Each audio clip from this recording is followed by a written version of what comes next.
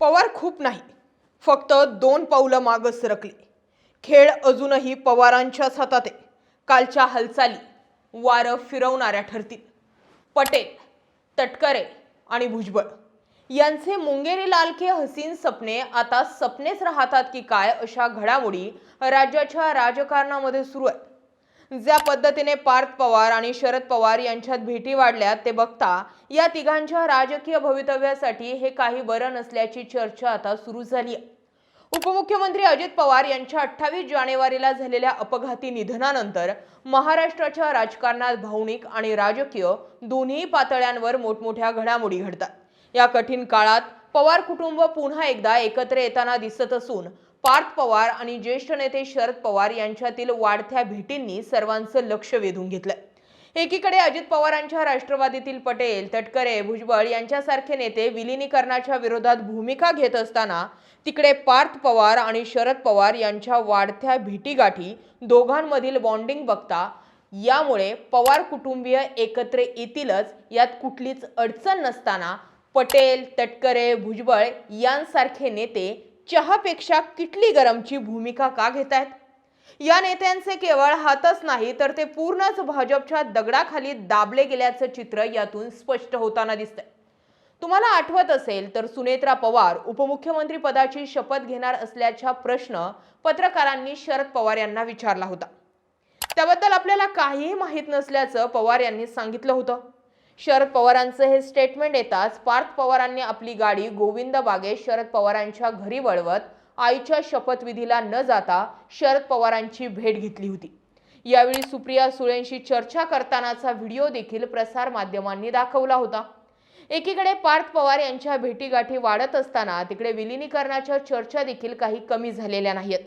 या सर्व घडामोडी बघता शरद पवार हे आता दोन्ही राष्ट्रवादींच्या मार्गदर्शकाची भूमिका पार पाडत असल्याची चर्चा सध्या जोर धरू लागली. तारीख 31 जानेवारी अजित पवारांच्या निधनानंतर 3च दिवसांनी पार्थ पवार यांनी बारामती येथील गोविंदबाग निवासस्थानी शरद पवार यांची भेट घेतली. ही भेट सुनेत्रा पवार यांच्या उपमुख्यमंत्री पदाच्या शपथविधीपूर्वी झाली होती. विशेष म्हणजे पार्थ पवार यांनी आईच्या शपथविधीला उपस्थित न राहता आजोबांच्या भेटीला प्राधान्य दिलं होतं. सुनेत्रा पवार यांच्या शपथविधीची माहिती देण्यासाठी पार्थ यांनी शरद पवारांची भेट घेतल्याची चर्चा त्यावेळी रंगली होती. शरद पवारांच्या भेटीनंतर पार्थ यांनी सुप्रिया सुळे यांची भेट घेतली होती. दोघांमध्ये घराच्या बाहेर परिसरात काहीतरी गंभीर मुद्द्यावर चर्चा झाल्याचं व्हिडिओमध्ये स्पष्ट दिसत होतं. त्यानंतर पार्थ तेथून निघून गेले होते. परंतु सुनेत्रा पवार यांच्या शपथविधीला न जाता पार्थ यांनी शरद पवारांची घेतलेली भेट ही चर्चेचा विषय ठरली. तारीख 4 फेब्रुवारी बारामतीमधील विद्या प्रतिष्ठान येथे शरद पवार, पार्थ पवार आणि जय पवार यांच्या सुमारे 1.5 तास चर्चा झाली. या बैठकीचा कोणताही अधिकृत अजेंडा नसला तरी कौटुंबिक सांत्वन आणि भविष्यातील राजकीय आखाड्यांवर यात खलबतं झाल्याचं बोललं जातंय. याशिवाय दुसऱ्याच दिवशी 5 फेब्रुवारीला विद्या प्रतिष्ठान येथील संचालक मंडळाच्या बैठकीत देखील शरद पवार, जय पवार आणि पार्थ पवार यांच्या संयुक्त बैठक झाली होती. अजित पवार यांच्या स्मारकाबाबत बैठकीत रूपरेषा ठरवण्यात आली होती. त्यानंतर शरद पवारांनी पार्थ पवारांशी बंद दारात चर्चा केली होती. परंतु ती चर्चा नेमकी कोणत्या विषयावर होती याचा तपशील आजपर्यंत समोर आला नव्हता. तारीख पुढची 7 फेब्रुवारी बारामतीमध्ये पार्थ पवार यांनी पुन्हा एकदा शरद पवार यांची भेट घेतली. एकाच आठवड्यात झालेली ही तिसरी आणि महत्त्वाची भेट होती. या भेटीत सुरुवातीला शरद पवार आणि पार्थ पवार यांच्यात बराच वेळ चर्चा झाली. या भेटीमध्ये आपल्याला शरद पवार आणि पार्थ पवार हे दोन्ही खुर्चीवर शेजारी शेजारी बसलेले दिसतात. दोघांची ही देहबोली एकमेकांमध्ये काहीतरी महत्त्वपूर्ण विषयांवर चर्चा सुरू असल्याचं दाखवते. शरद पवार मध्येच पार्थ पवार यांच्या हाताला बोट लावून काहीतरी बोलताना दिसतात. दुसरीकडे पार्थ पवार आजोबा काय सांगतायत ते अतिशय लक्षपूर्वक कान पुढे करून ऐकताना दिसतात. मध्येच पार्थ पवार जे काही सांगत आहे त्यावर शरद पवार नकारार्थी मान हलवून प्रतिसाद देताना दिसतात.